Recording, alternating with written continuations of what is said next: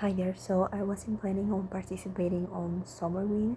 I didn't know that summerween was created or started by a YouTuber, Gabby Reads. She mentioned that you can even choose just one book because I think reading 5 books for a prompt is maybe not for me because I just prefer to choose a book that I really feel like reading at the moment and not have prompts to read it. So I think picking one book that fits all of the prompts, that would be good. So the prompts are, I have the prompts here. So read a book in the dark or at night, read a thriller or horror book, read a book by a new to you author, read a book with pink on the cover, read a book less than 250 pages. So I looked through my to be read list, my TBR, and I already found 2, and I'm really intrigued by one of those. Okay, so I'm going to filter them. Thriller, horror. I used the Storygraph by the way, and less than 300 pages. Filter. It has to have pink, so I already found 2. The Night Guest by Hildur.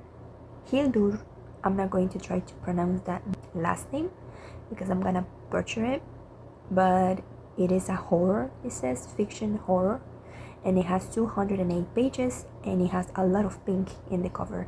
So I think that's a good option. Let me take a quick look if I have more options. Okay, so there's some other thing, but it has 273, so I'm not going to read that.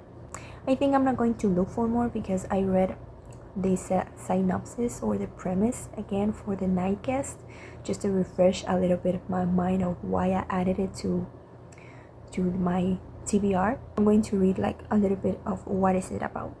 So it says, well, it mentions like names, but I don't know how to pronounce it, so I'm just going to pronounce it as I will read it in my mind. So it says, The Night Guest is an eerie and ensnaring story set in contemporary Reykjavik, that's sure to keep you awake at night. Yoon is in yet another doctor's office. She knows her constant fatigue is a sign that something's not right, but practitioners dismiss her symptoms and blood tests haven't revealed any cause. When she talks to friends and family about it, the refrain is the same.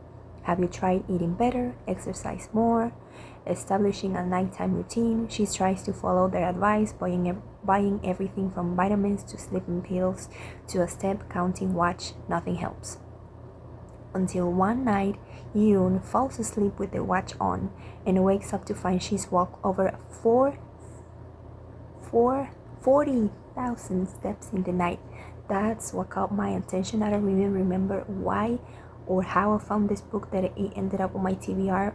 I might have found it on the Storygraph app actually, but yes. So, what is happening when she's asleep?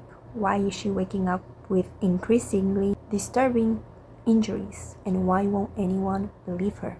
Average rating is not that good, but I'm still I usually don't look at the average ratings, but I just saw it by mistake because I don't want the average rating to influence on my experience on my reading.